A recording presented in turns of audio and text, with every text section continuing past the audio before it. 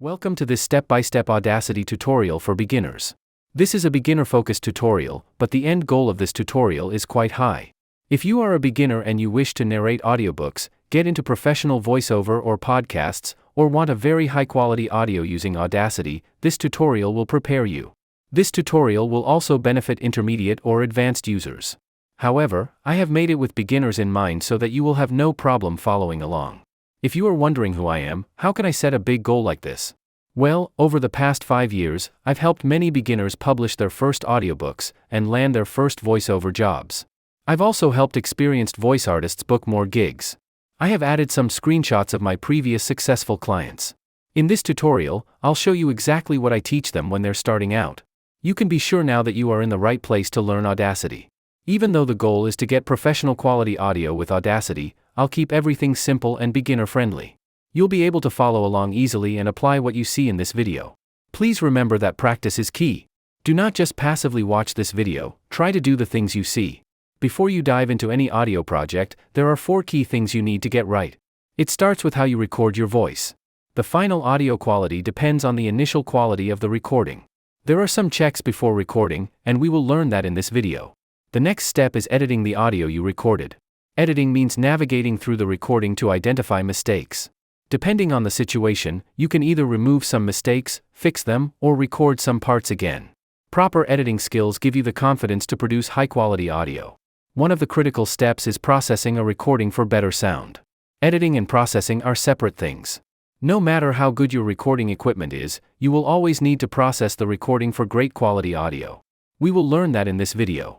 Lastly, we will learn how to obtain an audio file from that recording. This step is called exporting the audio. You will need an audio file for different projects or platforms. Audio files are MP3 or WAV files. By default, Audacity will not provide you with such a file. We will learn how to export such an audio file from Audacity. Let's get started with how to record. There are various reasons you might need to record your voice, and I've listed some common purposes. This tutorial will guide you through the process no matter your goal. Recording in Audacity is quite simple. Press the red record button, and the recording begins. As I click the record button, you'll see the waveform of the audio being captured. This waveform represents your recording, and later, you'll edit and process it. In essence, audio editing revolves around modifying and enhancing this waveform. However, simply pressing the record button isn't enough to ensure a good recording. Before recording, it's important to check that all your settings are properly configured. If you don't set up the options correctly, the recording quality will suffer. If you take away just one thing from this tutorial, let it be this: there is no substitute for a good quality recording. Achieving the best possible recording quality in your setup is crucial because the final audio's quality is directly tied to the recording itself. A high-quality recording not only results in better final audio but also makes the editing process much easier. If you're new to this, remember, a good recording equals good final audio. On the flip side, a poor recording will lead to poor final audio, no matter how much processing you apply or how expensive your software is. So, what settings should you configure to ensure a proper recording? There are several, and you'll see them listed on the screen. While it may look like a lot, don't worry, we'll go through each step by step.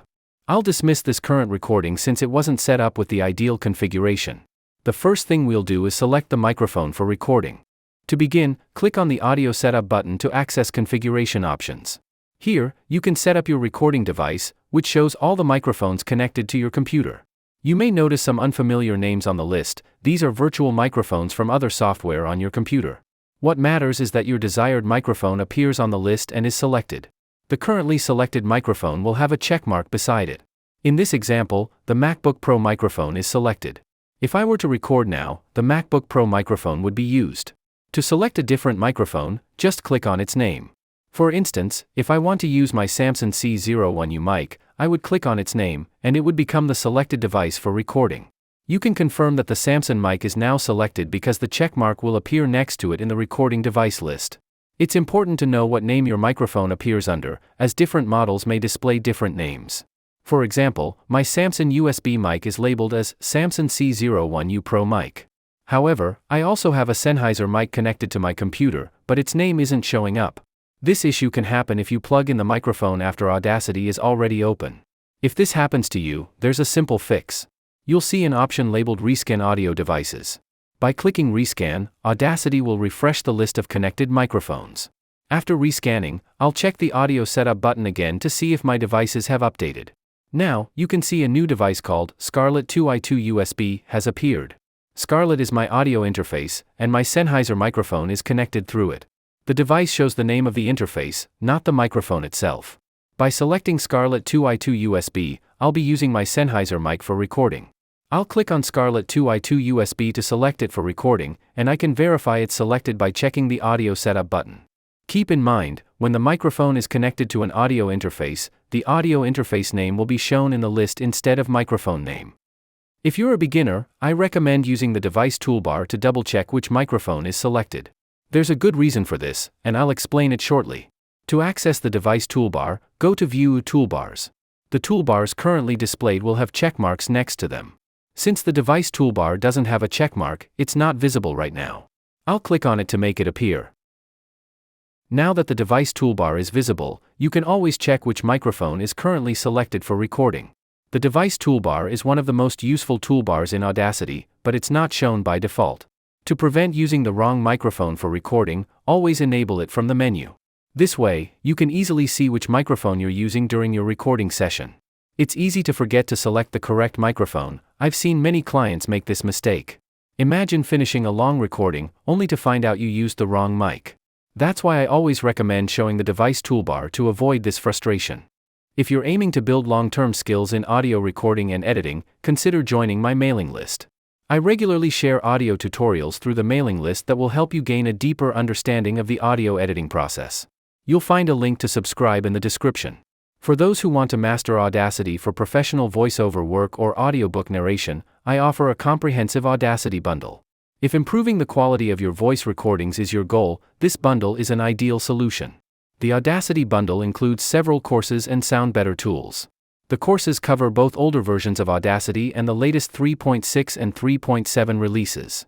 In fact, I provide separate courses for different versions, all accessible through the bundle. The bundle also includes one-click macros designed to enhance your voice quickly and efficiently, saving you valuable time. You'll find the link to the bundle in the description, where you can explore all the details. If you have any questions, feel free to reach out via email, which is also listed in the description. Many people have successfully produced audiobooks and landed voiceover jobs after completing the courses in the bundle. I highly recommend checking it out. The proper microphone is now selected for recording, but don't press the record button yet. You have to choose the correct recording channel. In the device toolbar, the drop-down next to the microphone is where you select the recording channel. You can see two options, mono and stereo. If you're using a USB microphone, you might only see the mono option. If you're using an audio mixer, you might see more than two channels. Make sure to select the mono channel. For me, the mono channel is selected as the checkmark appears next to it. I'm showing this setting in the device toolbar, but you can also find it in the audio setup button. In Audacity, the same action can be performed from multiple places. You can set it from any of them. For voiceovers, mono works perfectly. For music recording, you might want to select stereo. A stereo channel lets you apply different effects to the left and right sides of your headphones. However, this isn't needed for voice recording. Mono keeps things simple. If you choose stereo, you may need to configure it properly. Otherwise, the sound might only come through one side of your headphones. To avoid these issues, stick to mono. It's easier to use, and there is no effect on the recording quality whether you choose mono or stereo. Now that we've selected both the microphone and recording channel, it's time to check the audio settings. While the default settings are generally okay, they do need some attention to make sure your recording sounds its best. Check the audio settings to ensure the sample rate and sample format are correct. The sample rate should be 44.1 kHz, and the sample format should be 32-bit float. That is also the default settings in Audacity, and if you have the same settings, you don't need to do anything here. If the values are different, change them to 44.1 kHz and 32-bit float. This will give you the best recording quality. You don't have to set the audio settings every time you record. Once you set it, the settings will stay that way unless you change it. We will now see how to set the playback device. The playback device is not important during recording, unless you enable live monitoring. In the device toolbar, it is the last drop-down with the speaker icon. When you play your audio after recording, you will hear your audio through this device. You can also set this using the audio setup button. In the audio setup button, there is an option to select a playback device. If you are using live monitoring, you will listen through this device during recording. I do not usually use live monitoring, so it is not strictly necessary for me to set it before recording. I could set it before I listen to the audio. However, if you use live monitoring or multi-track listening, it is important to set it correctly. For live monitoring, you have to enable it.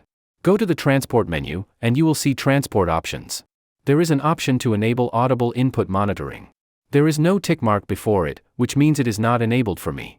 I do not use live monitoring, so I haven't enabled this.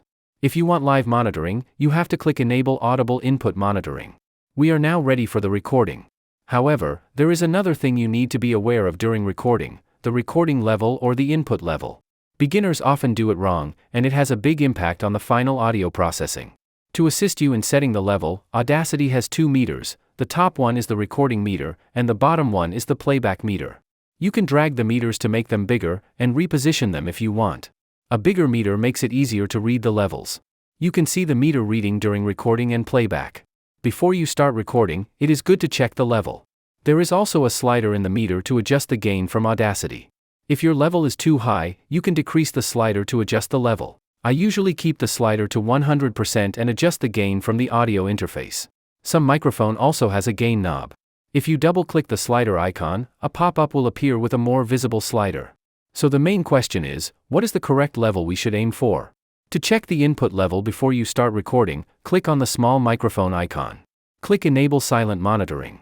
When you enable silent monitoring, you can see the current input level in the meter. Talk to the microphone the way you will talk in the recording. Observe the meter and avoid entering the red zone. If you cross -3 dB in the meter, you will be in the red zone. So, what is the problem in the red zone? If you record in the red zone, the audio may become clipped or distorted.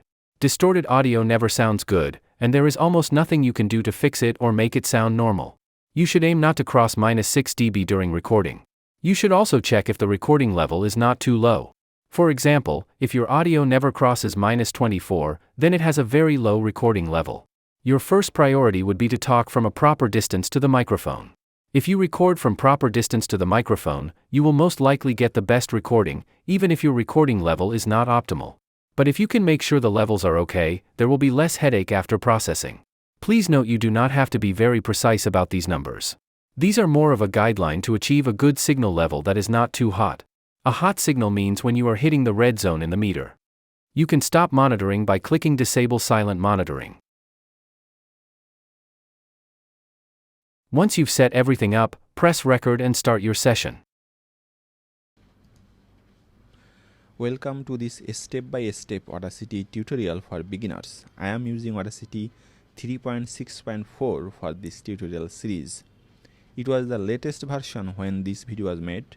Please note that this is a very detailed tutorial to get you started with Audacity smoothly. You are watching the first part of this video on how to get started with voice recording. After recording, the first thing you should do is save your project. This ensures that if Audacity crashes or your computer shuts down, your work is safe. Saving creates an AUP3 file, which is unique to Audacity and can only be opened within the software. It's different from exporting audio files, which you'll need to do if you want to send the audio somewhere or use it on another platform. To save your project, go to File a Save Project. You'll be prompted to choose a location on your computer. Audacity also has a cloud save option, but for now, let's focus on saving locally. If you don't want to see this option every time, check the box to remember your choice. I'll click Save to Computer and select a location to save the project. The file will be an Audacity project with an .op3 extension. I'll choose a save location without going into the details of the selection process. Next, name your project and click Save. This will allow you to reopen the project later and resume work from your last save point. Note that the Audacity project is saved as an OP3 file, which can only be opened in Audacity. The project is saved, and you can see the project name here. I'll navigate to the location where I saved the Audacity file. You can see the Audacity project. Alongside the .op3 file, there are two additional supporting files. These are temporary files generated because the project is currently open in Audacity. If I close Audacity, these extra files will disappear. After closing Audacity, only the .op3 file remains. You can open the project by double-clicking the op3 file, which will restore the recording. To play the audio from any point on the timeline, click at the desired spot and press the spacebar, or use the play button. Welcome to this step-by-step Audacity tutorial for beginners. I am using Audacity. You might notice the audio sounds quieter than the current narration. This is where post-processing comes in. The next step is post-processing, which will help improve the sound quality. This will be covered in detail in the next part of the tutorial. So what do we need for a top-quality recording? Before recording, set the correct microphone. The device toolbar always shows the selected microphone, so I recommend enabling it. Set your recording channel to mono for voiceovers. Use a 44.1 kHz sample rate and 32-bit float sample format for the best recording quality. Monitor your recording level to stay within the ideal range and avoid distortion.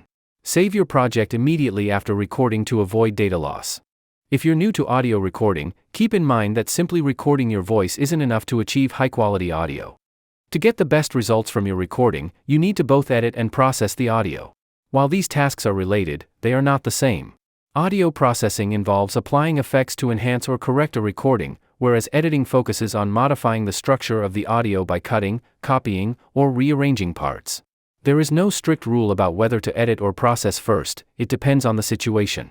However, we will begin with editing because strong editing skills improve efficiency and build confidence. Good editing requires familiarity with your software. Once you understand how to navigate it, fixing mistakes becomes much easier. This confidence in editing will also improve your recording sessions, ultimately leading to better audio quality. After recording, you will have a track. At the moment, I only have a single track in my project. A track consists of multiple elements, and it is important to understand what you can do with it. At the beginning of the track, you will see the track control panel, which contains various buttons and sliders. We will go through their functions step by step. Before diving deeper, I want to mention something about the user interface. If your Audacity layout looks different from mine, it is likely due to the theme settings. I am using the classic theme, but Audacity offers multiple options. You can check or change your theme by opening Audacity Preferences and clicking on the Interface tab. The theme drop-down will show the available options. By default, Audacity may be set to the light theme, which gives the software a different appearance. I have been using Audacity since version 2, when there was only one interface, the classic theme. The light and dark themes were introduced more recently. Since I am used to the classic interface, I prefer to keep it that way, but the choice is yours. If you want your Audacity interface to match mine, you will need to switch to the classic theme. Now, let's take a closer look at what's inside the track. At the beginning of the track, you will see the track control panel, followed by the waveform inside the track. The shape of the waveform varies in different places, and its height indicates volume. Taller waveforms represent louder sounds, while shorter ones indicate quieter sections. The recording on my screen is relatively consistent, so the waveform does not have significant height variations. In areas where I did not speak, the waveform appears almost flat. Although these sections may seem insignificant, they serve important purposes in audio editing. In professional terms, these silent areas are called room tone, which plays a crucial role in audiobook narration. Maintaining a consistent room tone is essential for a professional voiceover. While we will not explore this topic in detail here, it is important to be aware of its significance. If you right-click inside the track control panel, a menu will appear with various options and information. However, most of these options are currently disabled because no audio has been selected. You will also find details about the track format and project rate, which we set earlier during the recording process. You can play the audio from any point within the track.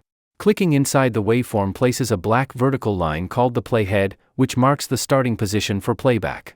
When you press play, the audio will start from this point, and the playhead will move along the track as it plays.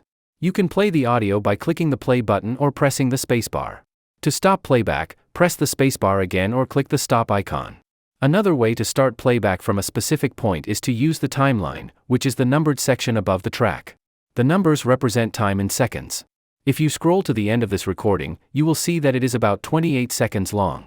Clicking anywhere on the timeline will position the playhead at that point, allowing you to start playback from there. This is a useful technique when editing and processing audio, as you will need to listen to different sections frequently. Basic editing actions such as copy, paste, and delete are essential when working with a waveform, and you will use them often.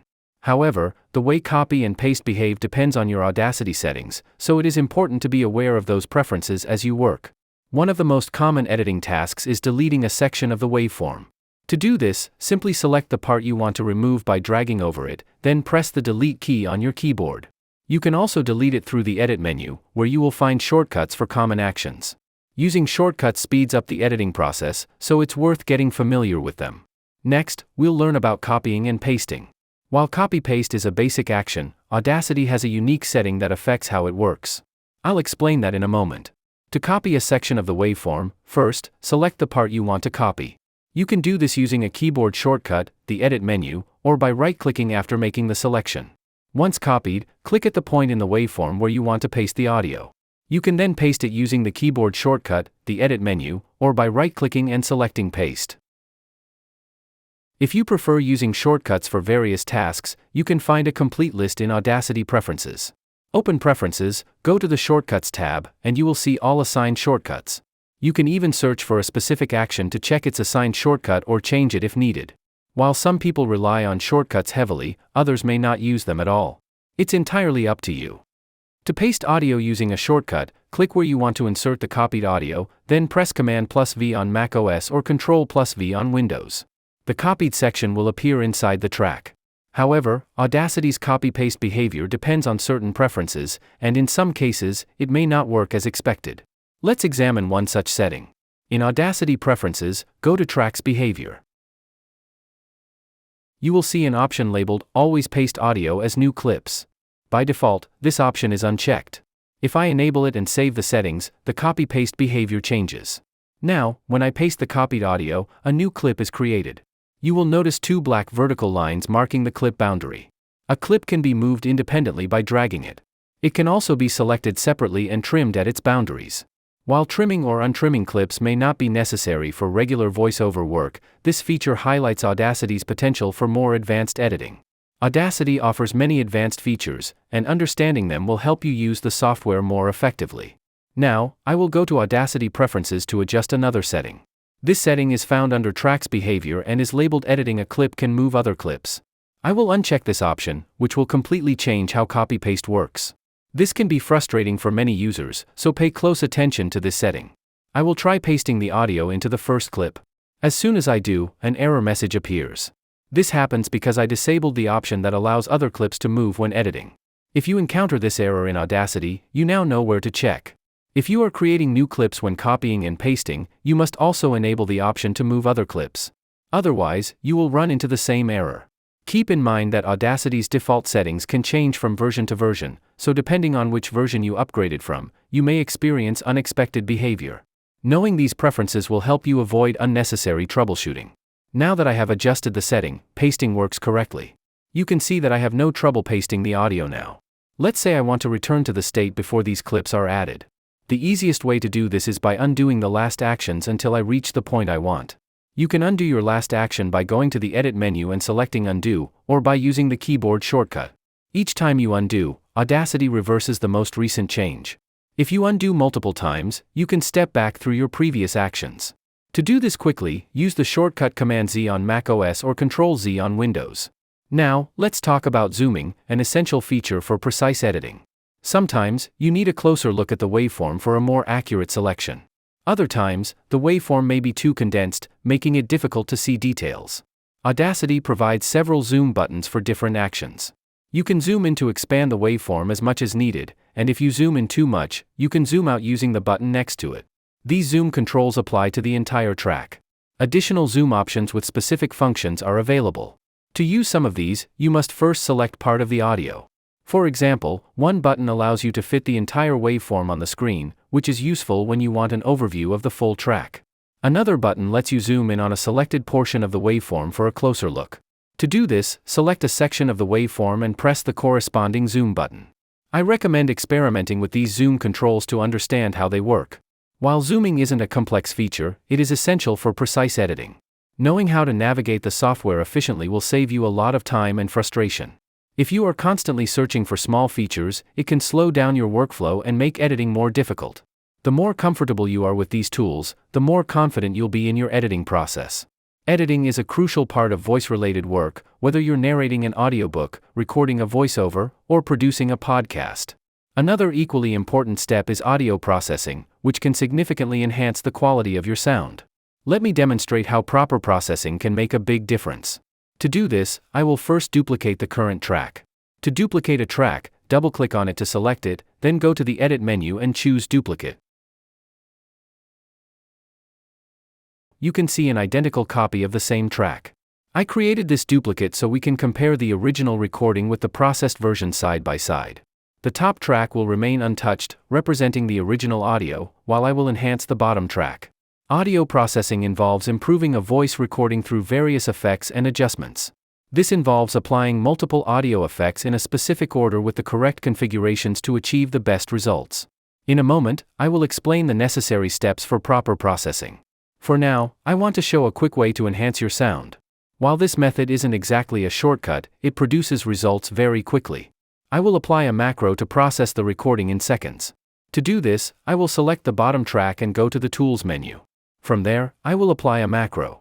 Keep in mind that these macros are not available by default in Audacity. I have created several for different purposes, including Clear Vocal, ESS Reduction, Intelligent Improve, and Podcast Improve.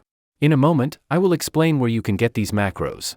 For this recording, I will use the Clear Vocal macro. I have two versions of this macro, one designed for older versions of Audacity, 3.5.1 and earlier, and another optimized for Audacity 3.6 and 3.7. Since I am using the latest version, I will apply Clear Vocal 3.6, and the processing will be applied automatically.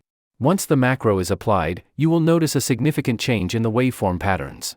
Now, let's compare the original and processed recordings by listening to both. Audacity is a free audio recording and editing software, and I recommend to use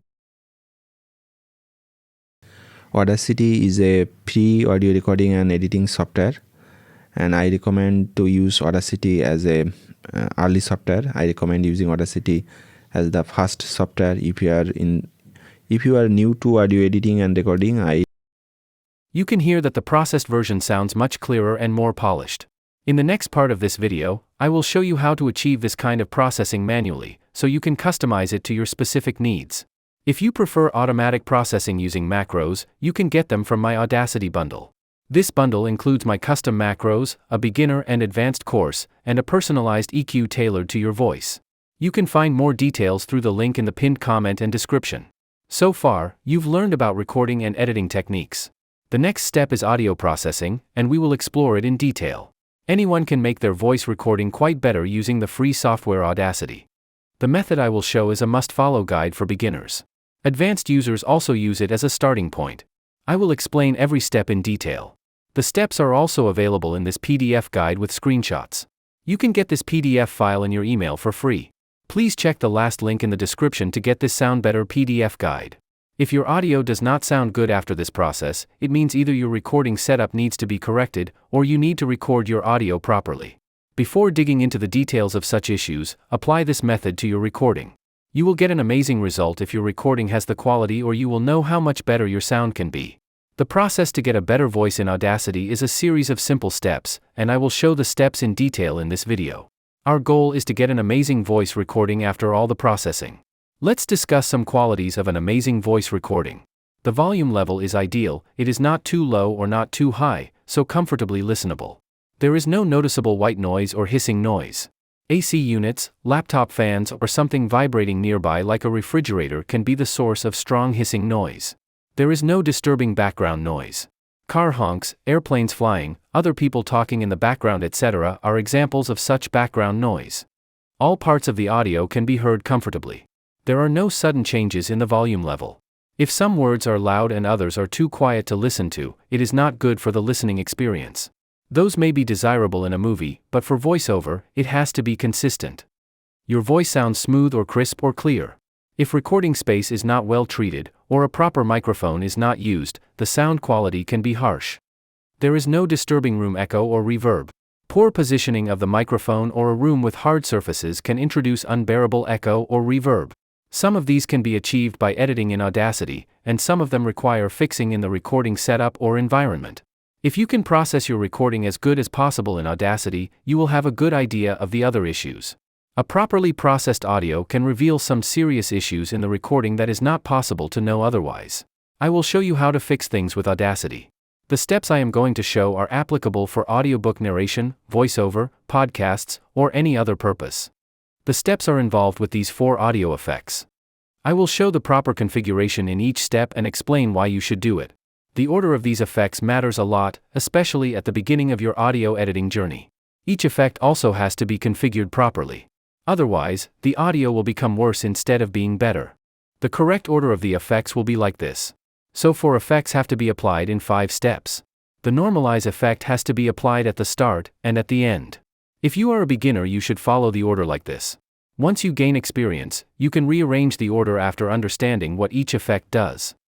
We will now see the steps in detail to improve a raw recording. I will manually add all the necessary effects on the track. According to this order, normalize will be the first effect. Select everything inside the track and go to normalize effect. Normalize is the first effect to apply because the raw audio recording volume is generally low. Normalize can increase the loudness, which is better for editing. I will normalize to -3 dB peak. The -3 dB peak is standard on most of the audio platforms. Peak means the loudest audio point in your selection. I selected the whole track, so the peak will mean the loudest part of the entire waveform. The concept of the peak is important in audio editing. For example, if you want to submit your audio on some platform, they may have specific requirements on the peak level. I am setting the peak as -3, which is the standard value in ACX audiobooks. If you do not know about ACX audiobooks, do not worry. -3 dB is a standard value in many places, and we will follow that for now. The volume level increases as we see the waveform become taller. Normalize may not always increase the loudness level. The volume level will decrease if the audio already has a higher peak than we set in the normalize settings. That is not a problem, and we should not worry about that at this moment.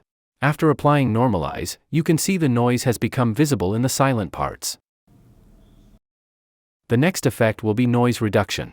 Noise reduction is an optional effect. Whether you should apply the noise reduction depends on 2 things: if there is audible hissing noise and what the accepted noise floor of the platform you are submitting the audio is. For simplicity, I will discuss only the audible hissing noise in this video. Audible hissing noise means you can hear some hissing noise in the talking parts. If you can hear some hissing noise in the talking parts, the noise reduction effect will reduce some of that. I will need a noise sample from anywhere in the waveform. A noise sample of around half a second or more is good enough. I will select such a sample from the beginning and go to the noise reduction effect. I am selecting the noise sample from the beginning, but it can be selected from any place in the waveform. Noise reduction is a 2-step process. In step 1, you have to give Audacity a noise sample or profile. Based on it, Audacity will detect noise and remove that noise from audio. In other words, Audacity will consider other parts of the audio as noise when it finds a match with this sample. Click on the Get Noise Profile button. For step 2, you have to select a part of the audio from where you want to remove the noise. I want to remove noise from the whole track. I will select everything by double-clicking, and go to the noise reduction effect again. Please keep in mind that Audacity can only remove white background noise or hissing noise. Other types of noise like traffic noise or dog barking cannot be removed using Audacity. We will now perform step 2 of the noise reduction process. You have to select the noise reduction settings. These 3 sliders let you do that. For best noise reduction, all these sliders should be at 6. Best noise reduction means noise will be removed without altering the audio quality. Too much noise reduction can introduce harshness in the audio. The top slider is the noise reduction amount. It should be between 6 to 12. 6 dB reduction is better, but if the noise is too loud, you can go up to 12. Please remember, noise reduction makes the sound harsh. Too much noise reduction makes the listening experience poor. I will set it to 12 for demo purposes, but keep in mind that 6 is the best setting on all 3 sliders. Make sure the Reduce Radio button is selected. Click OK to apply the noise reduction settings. The audio is now noise reduced. If we check the beginning part, you will see less noise in the meter. The third effect I will apply is the EQ. I will show you a basic EQ, but keep in mind that EQ is a very vast topic. A good EQ can make a voice sound smooth and clear. I suggest you watch some EQ videos on my channel once you gain some experience in audio editing. You will find the filter curve EQ inside EQ and filters. There are different types of EQ effects, and I will use the filter curve EQ as it is flexible to use. EQ is the process of manipulating volume by frequencies. That means you can increase or decrease the volume of some frequencies. Increasing the volume of frequencies is called a boost, and decreasing the volume is called a cut. Audacity offers some EQ presets in factory presets. I will use a modified version of low roll-off for speech. It is rolling off from 100 Hz. If you know about the fundamental frequency of human voice, it generally starts from 80 Hz, but not below that. So I will adjust the roll-off from 80 Hz. It means I am cutting off frequencies below 80 Hz where no human voice frequency exists. Audio recording can have some noise in those low frequencies, and this cutoff will reduce that noise. A complex EQ will take too much time to explain at this point, so I will apply this basic EQ. After EQ, the next effect is very important. It is the compressor effect that reduces the dynamic range. Dynamic range means the volume gap of loud and quiet sounds of your voice. If the dynamic range is too big, some parts of the recording may become very difficult to hear. The recording I am working with has no such big difference.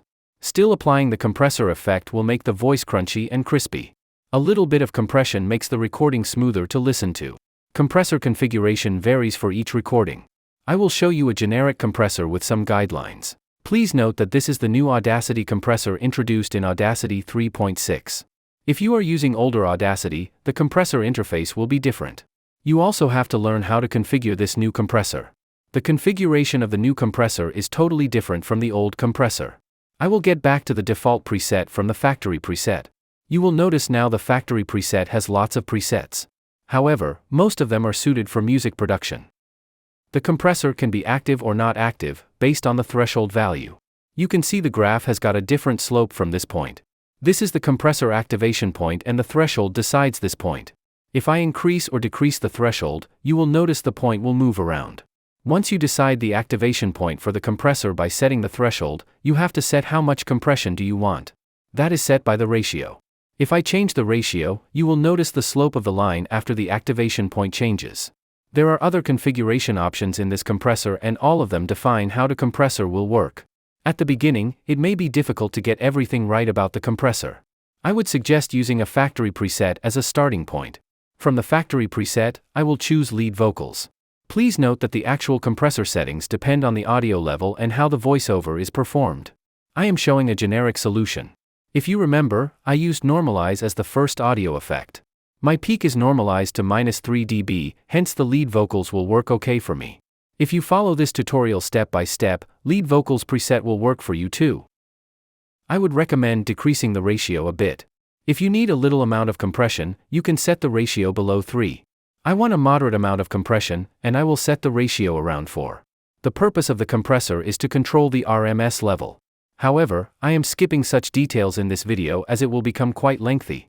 Instead, you start with this type of setting, and to learn more take a course, or watch dedicated videos about compressors. I will keep the other settings as it is and I will apply these compression settings. The compression is done, and I will apply normalize again to adjust its peak level. Compression can alter the peak level than the standard -3 dB peak. Normalize to -3 dB will adjust the peak to the standard level. The editing is done, and let's listen to it. Audacity is a free audio recording and editing software, and I recommend to use Audacity as a early software. I recommend using Audacity as the first software. If you are new to audio editing and recording, I recommend using Audacity. Though Audacity may not be stable as other paid audio editing software, but it is a good software to start with. So this was the process of making raw audio better in Audacity. We will now see the process of getting an audio file from Audacity, which is also called exporting an audio file. Let's say you've finished recording your audio. You've edited it, cleaned it up, and added any effects you needed. Now you're ready to save it as an actual audio file that you can send to someone, or upload somewhere. This is called exporting your audio. Right now, the project you're working on inside Audacity isn't yet an audio file like an MP3 or WAV. It's just a project file that can only be opened by Audacity. To use your audio outside of Audacity, you need to export it into a format that other programs and devices can play. First, go to the top menu and click on File, then Export Audio. A configuration window will appear. A window will pop up asking where you want to save your file and what you want to name it. You can type in any name you like. It's a good idea to use something simple and clear so you can find it later. I will keep it as it is, but you can name it as you like. Below the file name box, you'll see a Browse button. Click this to choose the folder where you want to save your audio. I will click on it, and choose a location to save the audio file. I will choose a location inside my desktop. Please note that your audio file will be saved in the folder you choose. I will choose the sample recording. I will click Save. You can see that the folder is now set to sample recording. The next important thing is to choose the format. You'll usually choose between options like MP3 and WAV. MP3 is a compressed file, meaning it takes up less space and is easy to share. It's the most common format for music, podcasts, and audiobooks. If you want to upload the file somewhere, MP3 is the best option, and it is also required sometimes. However, it is better to use WAV while you are working with someone, and further processing will be done on the recording. If you are tossing the audio between several software programs on your computer, WAV is also recommended. Because WAV is uncompressed, it retains full audio quality. It's a larger file size, but better for high-quality editing or if you plan to move the file between different audio software. I will export it as an MP3 to show some options that are required on many websites. For example, if you are uploading an audiobook to a website, it has to be MP3 and has to meet specific guidelines. If you choose MP3, you'll also see options for sample rate, bit rate mode, and quality. The sample rate should be 44.1 kHz. You should record and export at 44.1 kHz to keep the process simple. The bit rate mode should be constant. If you check the guidelines from websites like ACX, you will see that a constant bit rate is required. For general use, 192 kbps is a good balance between quality and file size. If you go above 192, the file size will increase, and you will not notice any change in quality. I suggest using 192, and sometimes it is required on many websites. Once everything is set, your file name, location, format, and quality, click the Export button. Audacity will now process your audio and create the file. This may take a few seconds, depending on how long your recording is. Find your exported file. Go to the folder you selected earlier, like your desktop or your chosen folder. You'll see your new audio file there. It will be in the format you selected, MP3, WAV, etc. You can see my chosen MP3 file here. You can now play the file, share it, upload it, or do whatever you need with it. If you're working with audio that needs to be uploaded to platforms like Audible or Spotify, always check what file format and bit rate they require. So far, we've learned the basic steps of audio editing. Now it's time to put those basics into practice. Just understanding the steps is not enough, you must make sure you can actually perform them confidently. If you're not comfortable with the basics, it will be very difficult to produce high-quality or professional-level audio. Once you feel confident with the basics, we can move on to a slightly advanced topic of how to technically check your audio quality. After editing and processing your audio, you might listen to it and feel like it sounds good. But just listening is not always a reliable way to judge audio quality. Our hearing can be subjective, and what sounds fine to you might not meet professional standards. That's why we use technical tools to measure the quality of our audio. One such tool is called ACX Check. You may not see the ACX Check on your Audacity, as you have to install it. I will show you in a moment how to install the ACX Check. Before that, let me explain what it does. It basically tells you if your audio meets important criteria such as peak level, RMS level, and noise floor. I ran an ACX check on a processed audio recording, and the RMS and noise floor passed the check. But the peak level is just a bit high as we see here. It helps you know exactly what needs to be fixed. As the peak level is a bit high, I can easily fix it by using the normalize effect. Let's talk about where these audio quality rules come from. It is related to the website acx.com. ACX stands for Audiobook Creation Exchange, a platform where people can submit their audiobooks to be sold on Audible and Amazon. Regardless of whether you are doing audiobook narration or other types of voiceover work, you should have some idea about the ACX. ACX has specific rules about audio quality, and if you meet those, your audio can be considered professional quality. They have specific rules about what kind of audio they will accept. These rules are publicly available on the ACX website. To find them, simply search on Google for ACX Audio Submission Requirements. You'll find a page listing everything clearly. Some of the rules are about how to format the files to submit to ACX for audiobook narration. But our main point of interest is the audio submission requirements. The ACX Check plugin is based on the official ACX Audio Submission Requirements. They are very specific about what is acceptable.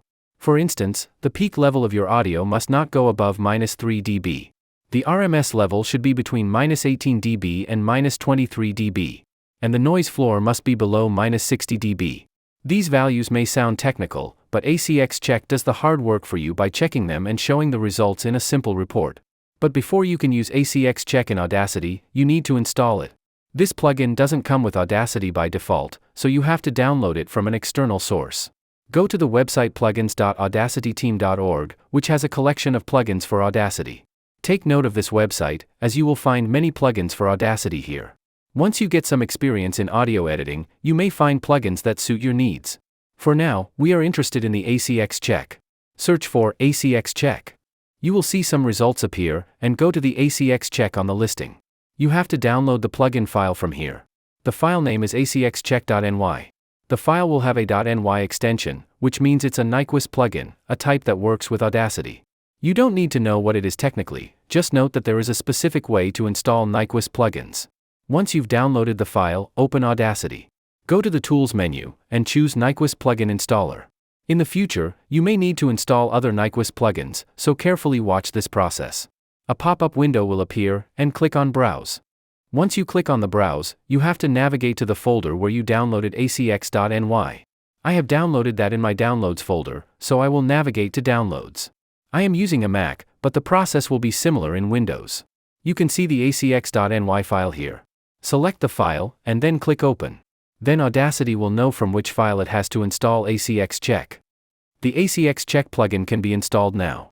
Click on Apply, and the installation process will start. I already have it installed, so I am getting an error message, but that's not a problem. If it's your first time, the installation will go through smoothly. If you don't see ACX Check in the Analyze menu after installing it, restart Audacity. Go to Analyze, Plugin Manager.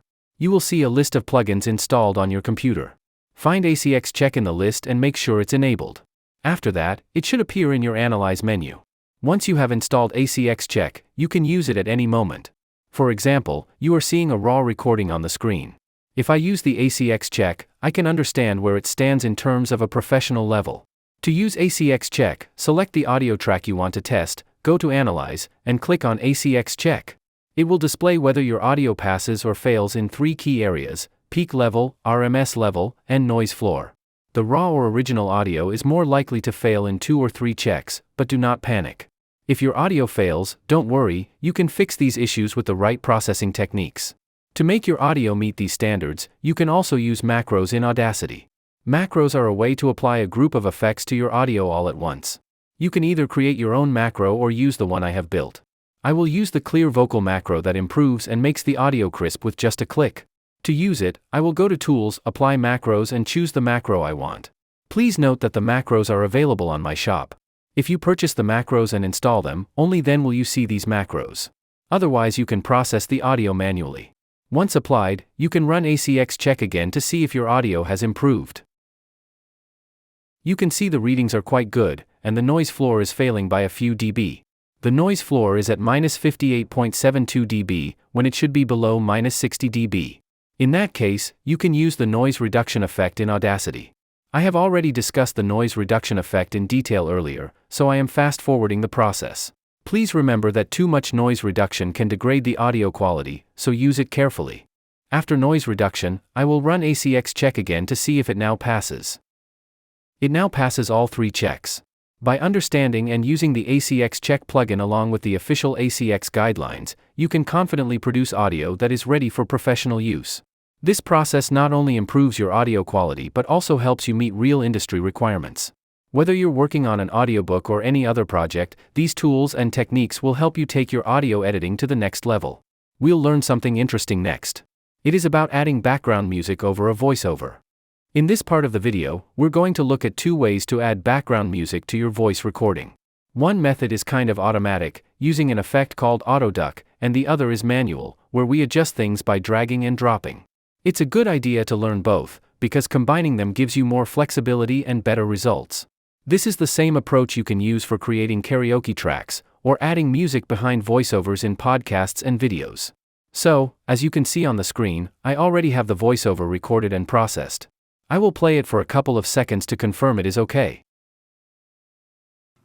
Definitely. So for this project, there's some specifics there that are going. You can hear that it is quite okay. I will now bring the music file to Audacity. To add the background music with the voiceover, I need both the audio in Audacity. You have to drag the file to Audacity. You'll see it appears as a new track underneath the voice track. Notice one thing, the music track is quite larger than the voice track. That means we have to do something to adjust the length of the music track. We will learn that eventually. As the music is in, let's play both tracks together and listen. Definitely.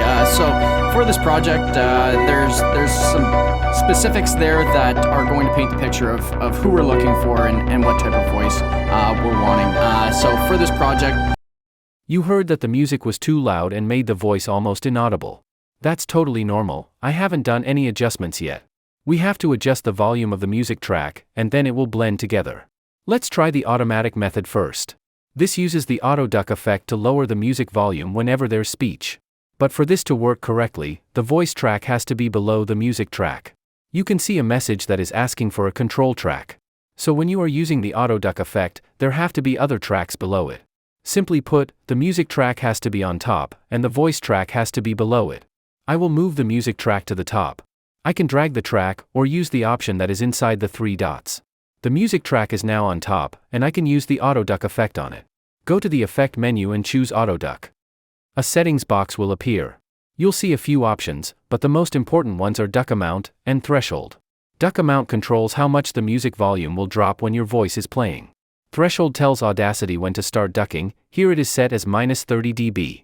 I will keep the settings as it is and apply them. Audacity has processed it, and you can see where the music volume dropped. This drop or ducking continued till the end of the voice track. That means Audacity successfully reduced the volume of the music where there is voice. Let's listen to how it sounds. definitely. So for this project, there's some specifics there that are going to paint the picture of who we're looking for and Sometimes this automatic approach doesn't give perfect results. Maybe there are no pauses in the speech, or the ducking sounds are too abrupt. If that's the case, you can undo the effect and take a more hands-on approach. Let's say we want the music to start about 5 seconds before the voice comes in. Drag the voice track to the position where you want it to start. The voiceover I am working with is continuous, there are no long pauses. Let's say we want to have some pauses in the voiceover. We can split the voiceover at different points and drag it to adjust. To create a new clip, click inside the voice track where you want the split, then go to the Edit menu. In the Edit menu, you will find Audio Clips, Split. You can also use the keyboard shortcut. Once it is split, you can drag the clip to adjust its position. You can create gaps in voiceover in this way. I will add another split point in the voice track. You can control the pause in the voice track by splitting and adjusting. I could have copied and pasted a silent part inside the track to increase the pause length. I am showing you how the split works, but keep in mind that copy-paste of silent parts also works. I will now apply the auto duck effect. I will keep the settings as it is, but this time an interesting thing will happen. You can see that the music volume remained loud during the long pauses. I will play it, and let's listen to how the music becomes louder during the pauses.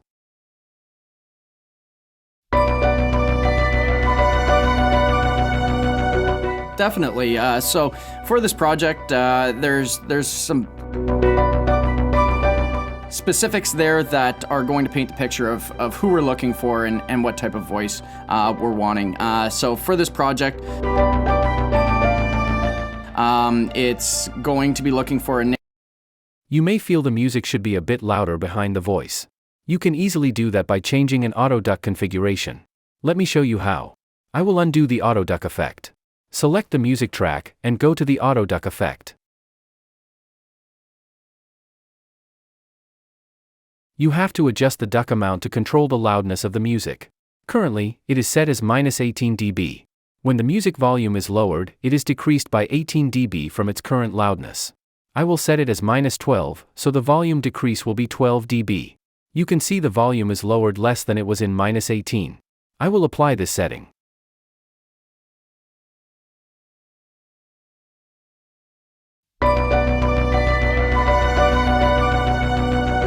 Definitely. So for this project, there's some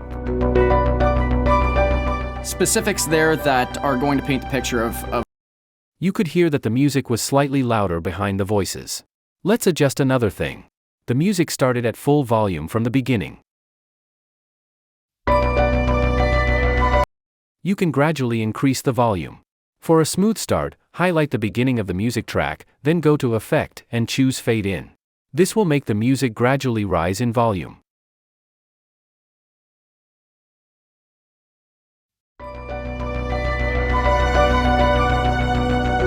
Definitely. Please note that it is important to select a small part for the fade-in effect. For example, if I select the whole track for fade-in, it will work differently. You can see the whole track almost vanish with fade-in. So keep in mind, you have to select a small part for the fade-in to be effective. Let's now explore what is happening at the end of the recording. We saw at the start that the music track is longer than the voice track. About the product that they're walking you through.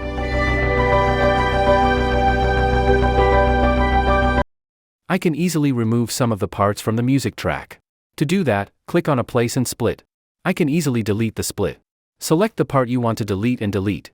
If I listen to the ending part, you will feel it ends abruptly. They're walking you through.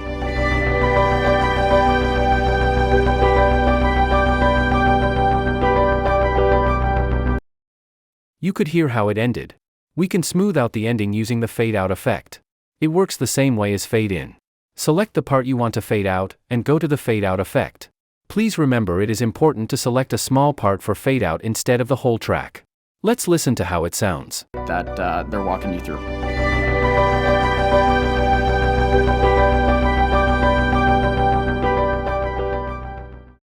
You could see how we can blend music with voiceover. It can be customized further using the envelope tool. We will see how to use the envelope tool for mixing music with voiceover precisely. If you want to precisely control the volume of a track, the envelope tool will help. We will see how to use the envelope tool to mix background music to the precision we want. Let's walk through how to use the envelope tool in a clear and simple way. First, to use the envelope tool, you need to click on its icon. The icon is here beside the selection icon. When you do that, a blue line appears on top of the waveform. This line lets you control the volume of different parts of the audio. You can click on this line, and drag it up or down to make the sound louder or softer. As you move the line, the shape of the waveform changes too. When the waveform shrinks, the volume gets lower. When it grows, the volume gets louder.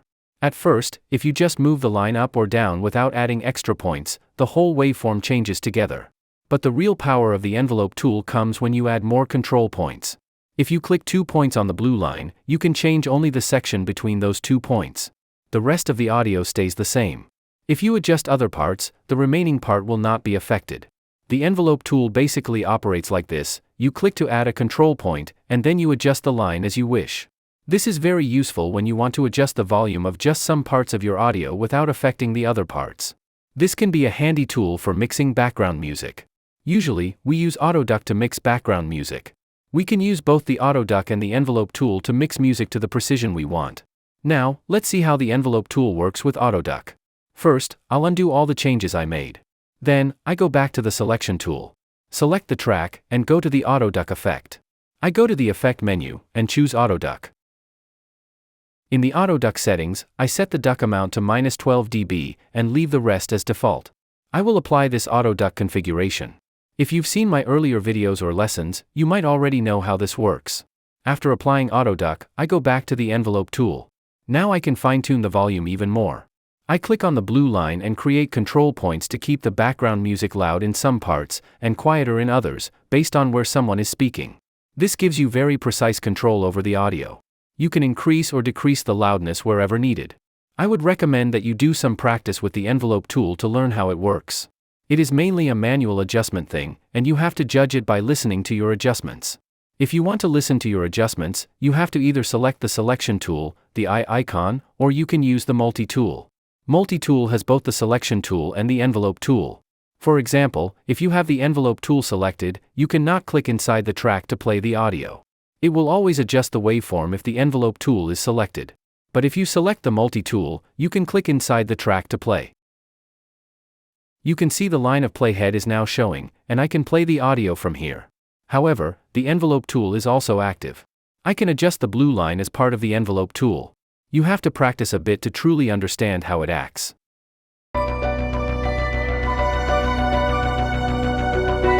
Definitely. So for this project, there's some specifics there that are going to paint the picture of who we're looking for. And there is another use case of the envelope tool. Let's assume a certain part of your audio is too loud. You can use the envelope tool to tame down the volume of that part. This is great for fixing moments where the volume spikes unexpectedly. Let's assume this part is unexpectedly loud, so I want to lower the volume of only this part. I can do that using the envelope tool. I will create 2 control points to isolate this part, and adjust using the envelope tool. So that's how the envelope tool works. It's really helpful for making small, careful changes to your audio. You can use it by itself, or with tools like AutoDuck. We're wanting. So for this project, it's going to be looking for a narrator who's a millennial, who loves working from home, but needs to eliminate the distractions and connect with. Okay, now we're coming to the end of this video tutorial. Thanks a lot for sticking with me all the way through. If you've watched everything up to this point, maybe you're an aspiring voiceover artist looking to break into the field. Or maybe you're an author creating your first audiobook. You might be someone who's already recording voiceovers and wants to improve your editing skills. Or maybe you're starting a podcast or trying to improve the sound of your videos on platforms like YouTube, Instagram, Facebook, or TikTok. Whatever your goal is, these core skills you've learned will help you. They're the foundation you need, so make sure to review them if needed and keep practicing. The more you work with them, the better and faster you'll get. You need to know one more important thing: the ACX audio requirements. To get the link, go to Google and search for ACX audio requirements. Understanding and following those rules is really important if you want your audio to sound professional. These requirements are essential for audiobooks, but if you think of good quality audio, these are a must. I also showed you the ACX check tool earlier. This tool helps you measure your audio and get an idea of where it stands with respect to those requirements. Try to get familiar with it and adjust your editing so your files pass the check. If you're serious about doing professional voiceover, then you'll need to go a little deeper with effects like EQ and compression. These effects let you shape and polish your voice and make a big difference in sound quality. Even if you're working on podcasts or social media content, the techniques I showed you here are still super helpful. The basics apply across all kinds of projects. If you want more detailed guidance in your learning, check out the Audacity bundle. It's a set of courses and ready-to-use macros. The courses cover the latest Audacity versions from 3.7.3 all the way back to 3.5. So no matter what version you have, you'll be able to follow along easily. You'll get a beginner course, an advanced course, and 11 pre-built macros that apply professional effects with just one click. These macros save time, and also teach you a lot, because you can see exactly how they're made and what settings they use. And the best part? You get a custom macro built specifically for your voice. Everyone's voice and recording setup is different. A custom macro can bring out the best in your sound and help you stand out. All the links are in the video description, so take a look when you're ready. And finally, if you want to dive deeper into Audacity's core audio effects, check out the video on your screen now. It goes over each effect in detail, so you can feel confident using them, no confusion, no guessing. You will learn in a way so that you will never worry about the correct setting of those effects ever again.